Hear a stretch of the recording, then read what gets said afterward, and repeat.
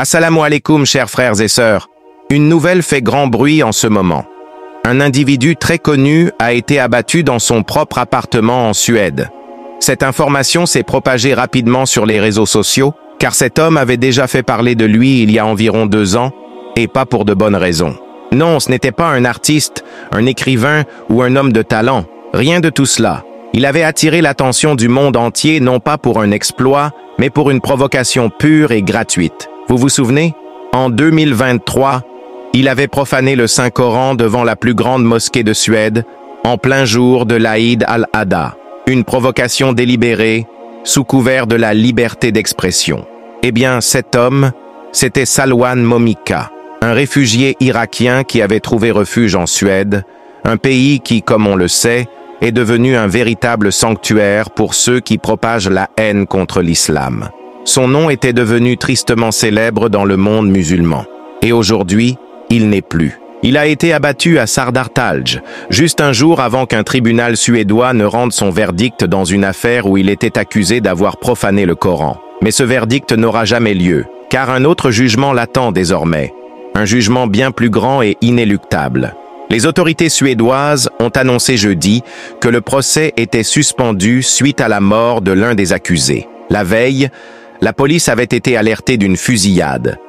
Lorsqu'ils sont arrivés sur place, ils ont trouvé un homme grièvement blessé par balle dans son immeuble. Peu après, il a succombé à ses blessures. Des sources anonymes ont confirmé qu'il s'agissait bien de Salwan Momika. Quelle triste façon d'être retenu dans les mémoires. Soyons honnêtes, avant son geste de 2023, personne ne connaissait son nom.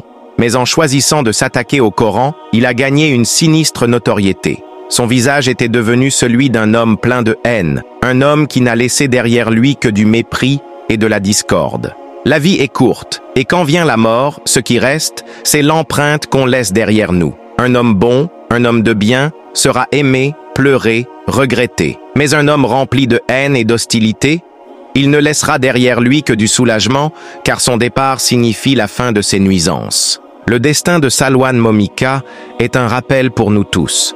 Un jour après sa mort, il aurait dû être jugé par un tribunal humain. Mais ce procès n'aura jamais lieu, parce que le véritable jugement l'attend.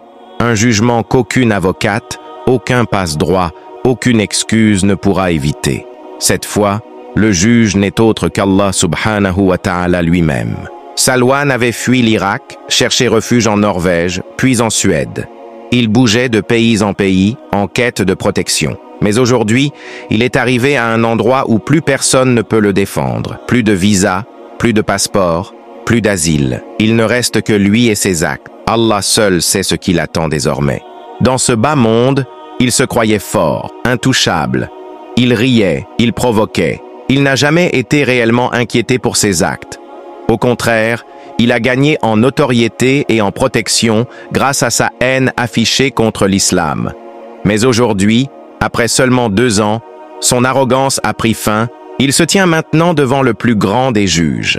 Allah dit dans le Coran, « Ou bien ceux qui commettent des actes mauvais, pensent-ils que nous les traiterons dans leur vie et après leur mort, comme ceux qui croient et font le bien, comme leur jugement est erroné?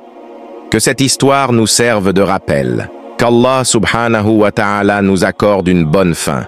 Qu'il nous fasse toujours garder en tête la réalité de la mort et du jugement dernier. Amin.